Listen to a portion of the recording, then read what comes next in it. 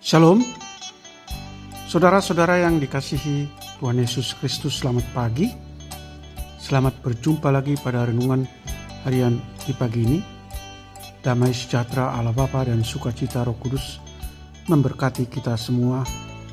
Kiranya kasih dan hikmat yang daripada Tuhan kita Yesus Kristus menolong kita untuk melakukan tugas dan pekerjaan kita masing-masing di sepanjang hari ini. Amin.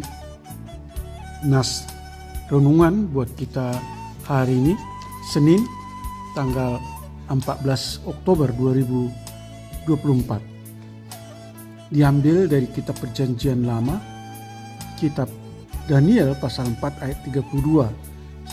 Dikatakan demikian, engkau akan dihalau dari antara manusia dan tempat tinggalmu akan ada di antara binatang-binatang di padang.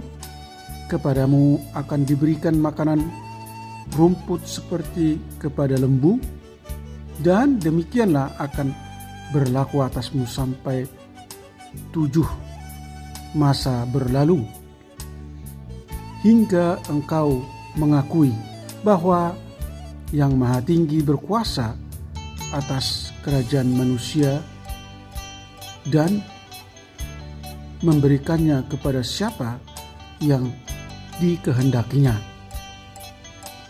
Demikian firman Tuhan. Tema renungan, Allah yang berkuasa atas manusia. Saudara yang dikasihi Tuhan Yesus Kristus, renungan dari ayat ini mengajarkan kita tentang pentingnya merendahkan diri di hadapan Tuhan. Dalam kisah teks ini, Nebukadnezar adalah seorang raja yang angkuh, yang tentunya membawa dirinya dalam konsekuensi yang berat.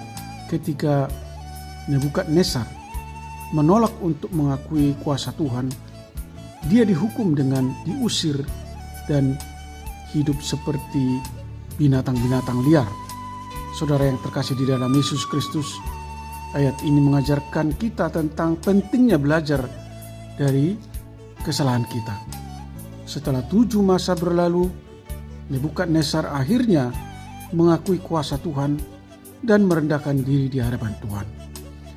Demikian pula kita harus bersedia belajar dan bertobat ketika kita melakukan kesalahan dan mengakui bahwa Tuhanlah yang berkuasa atas hidup kita. Karena terkadang kita terjebak dalam kesombongan dan memandang diri kita lebih tinggi, dan kita lupa bahwa segala sesuatu yang kita miliki semuanya berasal dari Tuhan. Akhirnya renungan ini mengingatkan kita akan pentingnya menghormati dan memuliakan Tuhan dalam segala hal. Ketika kita hidup dengan kerendahan hati dan mengakui kuasa Tuhan dalam hidup kita, kita akan semakin diberkati dalam hidup kita. Dalam kesederhanaan dan kerendahan hati, kita mengalami kedekatan dengan Tuhan. Maka saudaraku yang terkasih, mari belajar dari contoh kisah ini untuk selalu bersyukur dan mengakui kebesaran Tuhan dalam setiap aspek kehidupan kita.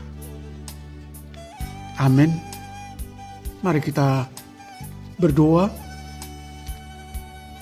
Ya Tuhan Allah Bapa di surga, Allah yang kami sembah di dalam Yesus Kristus, terima kasih Tuhan atas firman-Mu. Hari ini kami diajar supaya kami selalu merendahkan diri di hadapan Allah, mengakui kemahakuasaan Tuhan dalam hidup kami.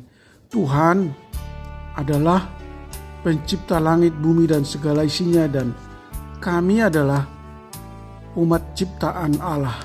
Oleh karena itu, jauhkanlah kami dari sikap dan perbuatan sombong, karena sikap sombong menjadikan kami lupa bahwa kesuksesan atau segala sesuatu yang kami raih adalah merupakan pemberian Tuhan, dan Tuhan bisa saja mengambil harta dan kebahagiaan dan kuasa yang kami miliki kapan saja dan dalam waktu singkat bisa lepas dari diri kami.